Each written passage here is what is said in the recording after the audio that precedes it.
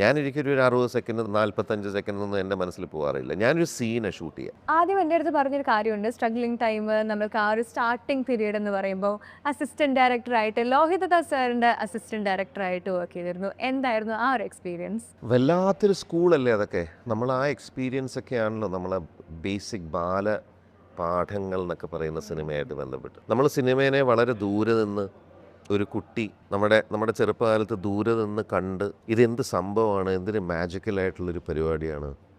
വലിയ സ്ക്രീനിൽ കഥാപാത്രങ്ങൾ വരുന്നു, നമ്മൾ ആ കഥ ഇങ്ങനെ കണ്ടുകൊണ്ടിരിക്കുന്നു, അതിൽ നടക്കുന്ന സംഭവങ്ങൾ, സ്ഥലങ്ങൾ, ആൾക്കാർ, ഭയങ്കര ഒരു മാജിക്കൽ എഫക്റ്റ് അല്ലേ. അതൊക്കെ കഴിഞ്ഞിട്ട് പിന്നെ നമുക്കൊരു ഓപ്പർച്യൂണിറ്റി കിട്ടി.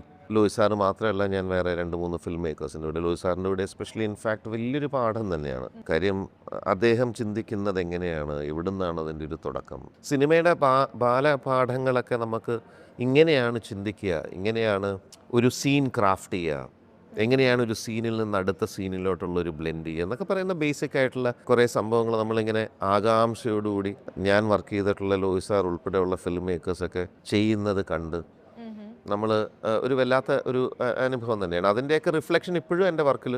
ഇൻഫാക്ട് ഞാൻ ഇപ്പോഴും ഒരു പരസ്യ ചിത്രം ചെയ്യുന്ന സമയത്തും ഞാൻ ശരിക്കും സിനിമാക്കാരനാണ്. അപ്പം ഞാനൊരു സ്റ്റോറി കൺസീവ് ചെയ്യുകയോ അല്ലെങ്കിൽ അത് ഷൂട്ട് ചെയ്യുന്ന പ്രോസസ്സൊക്കെ ഞാനൊരിക്കലും ഒരു 60 സെക്കൻഡ് 45 സെക്കൻഡ് ഒന്നും എൻ്റെ മനസ്സിൽ പോകാറില്ല. ഞാനൊരു സീനെ ഷൂട്ട് ചെയ്യാം.